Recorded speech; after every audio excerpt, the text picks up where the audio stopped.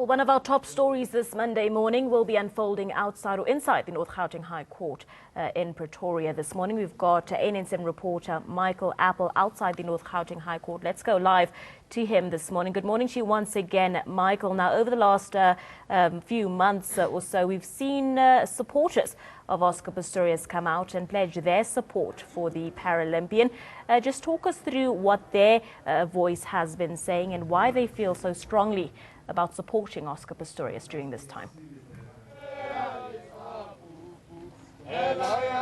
Good morning to Abigail and to the viewers. That's right. Well, we've had the international supporters for Oscar Pistorius that have travelled from all around the world, and of course we have local supporters for Oscar Pistorius to chat to us now. It's Tukelo Africa. He is from the South African Prisoners Unemployed Political Party. Mr. Africa, you're a regular outside of courts, whether in Pretoria or the Supreme Court of Appeal in Bloemfontein. Why are you here today? We are here because we support the motion of Oscar being freed. As we are still saying that, we maintain that Oscar must be freed because he has done so wonderful for this country. This guy is our golden boy. We are still maintaining that whatever that he has done, he must be, please be forgiven. That's what we are preaching. So you think that the year that he spent behind bars is adequate, is appropriate for what he was found guilty of the first time, which was culpable homicide? Definitely, we agree with the culpable homicide, the very first conviction that he got, and we were a little bit, surprised in terms of the SCA's decision by making it, into murder, turning it into murder. It was something that we did not like it, but now we respect the law in South Africa. We don't want any kangaroo courts decisions and all that, particularly the High Court of South Africa. Whatever that is going to happen, we are still supporting Oscar Pistorius. We love him, and we want to make sure that he feels very much comfortable like before. Like before. Your political party, yes. I assume, as your name suggests, you are former prisoners.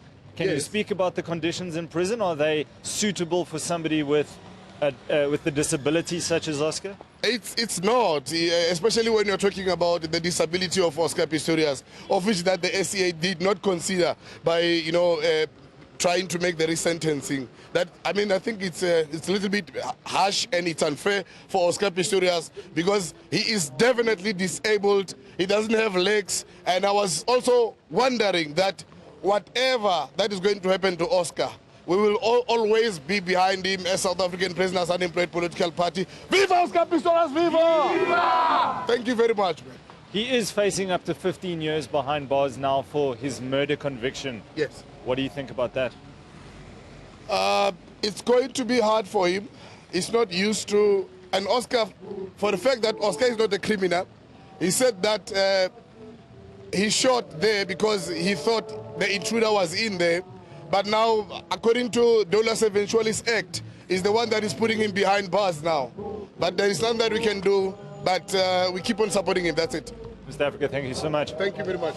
Mr. Africa, having travelled all the way with his supporters, about 65 of them via bus from the Free State, from Bloemfontein, are here. They say they're going to be supporting Oscar no matter what. This has been such a divisive and polarizing trial. You've always had those that have been pro-Pistorius. You've very clearly got the anti-Pistorius group, and then those who are sort of in the middle. Abigail, for the moment, back to you.